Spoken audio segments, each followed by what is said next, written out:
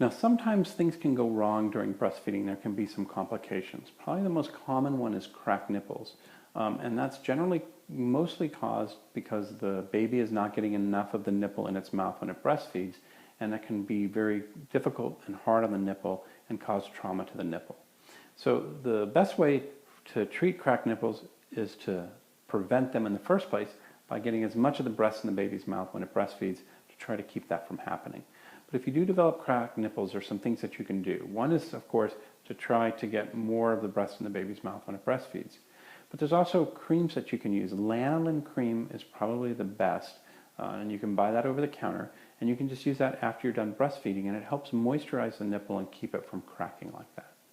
Now, occasionally cracked nipples can be from a fungal infection, a yeast infection basically, and that's something that you'll need to seek treatment for from your doctor, and sometimes a yeast cream or an oral yeast medication may be necessary to help treat the cracked nipples. Another complication that can happen that's also fairly common is something called engorgement. And engorgement is when the milk backs up in the breast and not enough of it is coming out. The breast then will get very hard and it'll be very sore and tender. And this is something that really needs to be treated. And the way to treat engorgement is to continue to breastfeed. So the mistake people make is their breast is sore because it's so engorged, and so they don't put the baby on that breast. That's the exact opposite thing of what you want to do. You need to get that breast milk flowing to get it out to treat the engorgement. So that generally means trying to get the baby to nurse on the breast. If you can't do that, using a breast pump to express the milk can help a lot. Now, the other thing that you can do is to take a heating pad or a hot compress. Just take a towel with hot water and put it on the breast. Now, don't get it so hot that you burn yourself, but you can put it on the breast. That will help the breast milk flow, and you can do that just before you breastfeed or you pump, and that can help get the milk flowing. Once you get that milk out, that will relieve the engorgement, and you'll feel a lot better. Now, if you're engorged because you're trying to stop breastfeeding, then it's the opposite. You want to wear a very tight nursing bra and leave your breasts alone, because the breast will continue to make milk for a while until they realize, hey, I got to stop making the milk.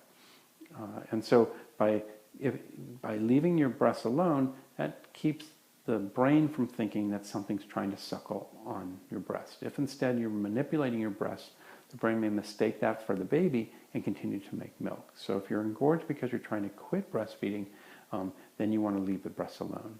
Now, the other thing that you can do for engorgement in a situation where you're trying to stop breastfeeding is to use cabbage leaves. Now, I know this sounds crazy, but there's actually very good data that this works. Basically what you do is you take fresh cabbage leaves, you put them on the breast underneath your bra, and you change them every hour or two. And there's some chemical, which we don't know what it is, in the cabbage that does help dry the milk up. And so that's a safe way to help dry your milk up if that's what you're after. Now, if your breasts are engorged and it's not treated, you can end up with an infection called mastitis. Mastitis is infection of the breast in the situation of breastfeeding. Now, it's safe to still use the breast if it's infected, and in fact, you want to continue to breastfeed or at least to pump to get that milk out. But mastitis, or infection of the breast, really needs to be treated right away. And so that's an emergency. You need to come in to see your doctor if your breast gets infected so that he can start you on antibiotics.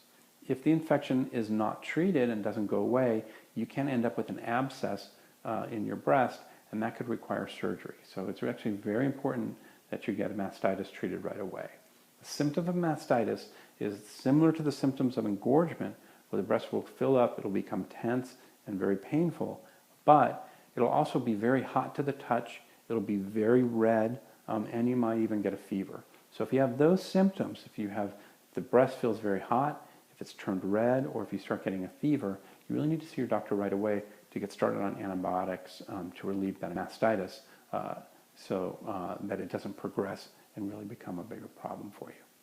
So those are some of the complications that can happen with breastfeeding. Now, most people thankfully don't get these complications, but if you do, they are treatable, and we can get you through those so that you continue to breastfeed.